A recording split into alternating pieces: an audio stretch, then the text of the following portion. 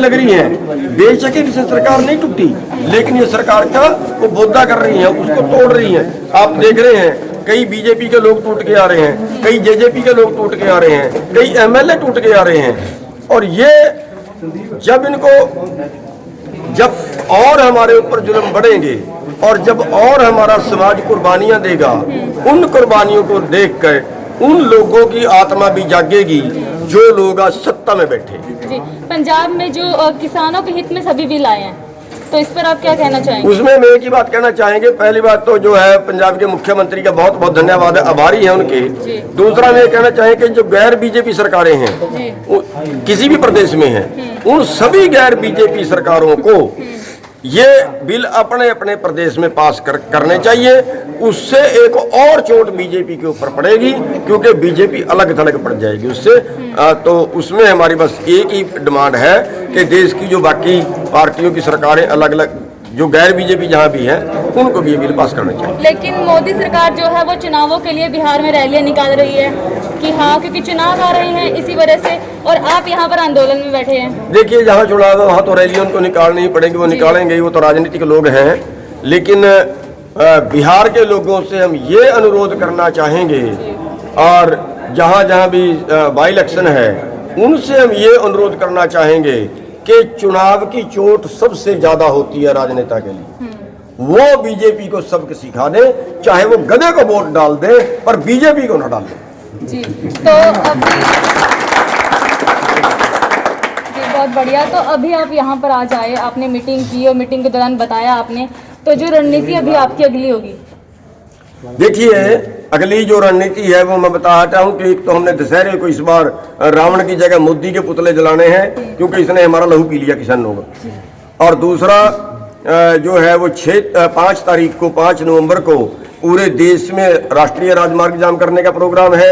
जो यहाँ का प्रोग्राम है, जो कुरुक्षेत्र के अम्बाड़े के करनाल के लोग हैं, ये करनाल में नीलोखेड़ी के पास जहाँ पुराना टोल बैरियर था वहाँ पे रोड जाम करेंगे सुबह 10 बजे से 4 बजे तक। और बाकी हरियाणा में बहुत सी जगह होंगे, बाकी देश में बहुत सी जगह पे होंगे। और एक प्रोग्राम जो 302 का मुकदमा दर्ज कर दिया है, उसको वो बड़ा गंभीर मैटर है, हम उसके बहुत सीरियस ले रहे हैं, ये दबाने के लिए, ताकि जो हमारे लीडर हैं उनके ऊपर मुकदमा दर्ज कर दिया, वो घरों में डूब के जाएंगे, कम से कम प्रचार में तो नहीं निकलेंगे।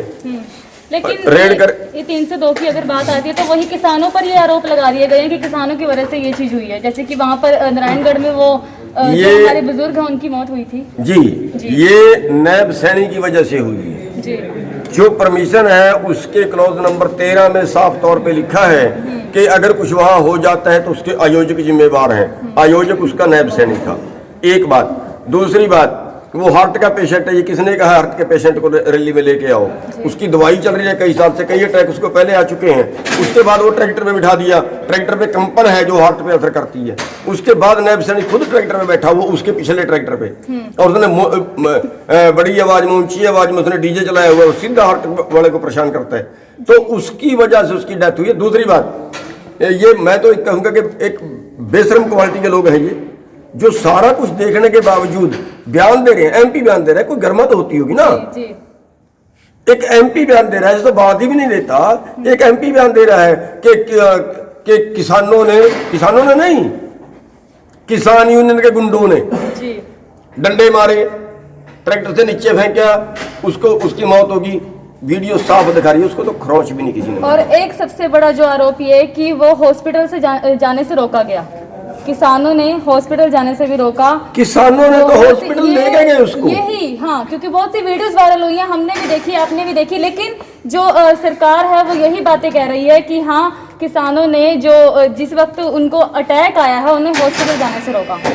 मैं ये कह रहा कि आप वीडियो देख रहे हैं कि किसान तो उनको ले जा रहे हैं, रोक कौन रहा उनको? और किसान तो मेंढक भी नहीं मारता, किसान तो खेत में टटीरी ने अंडे दिए होते हैं ना, उनको भी छोड़ के दूसरे पासे खाली जगह छोड़ देता है बीच में। किसान हत्यारा नहीं है। किसान तो पूरी सृष्टि का, दूसरे जीवों का भी ख्याल रखता है। और ये नैब सैनी जैसे क्रूर लोग, ये बीजेपी जैसे क्रूर लोग, ये लाशों पे राजनीति करते हैं, हिंदू मुसलमान के नाम पे कत्ल करवा के राज करते हैं। और जाति के नाम पे, जाट श्रेणी के नाम पे कत्ल करवा के राज करते हैं।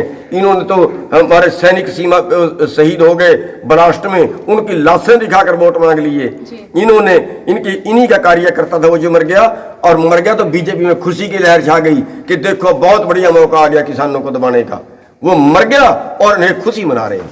लेकिन डूब के मर जाना चाहिए ऐसे नेताओं। नहीं दबेंगे। एक मेरा आखिरी सवाल है, विपक्षी पार्टियां बहुत सी आपके समर्थन में हैं, तो इस बात पर आप क्या कहेंगे? क्योंकि बहुत सी विपक्षी पार्टियां आपके समर्थन में आई हैं, आंदोलन में जो आपके समर्थन में आई हैं, तो इस पर क्या कहेंगे? देखिए, हम ये कहना चाहेंगे सारी विपक्षी पार्टियों से कि वो वोट के लिए हमारी मदद ना करें जी, धर्म के लिए, ईमान के लिए।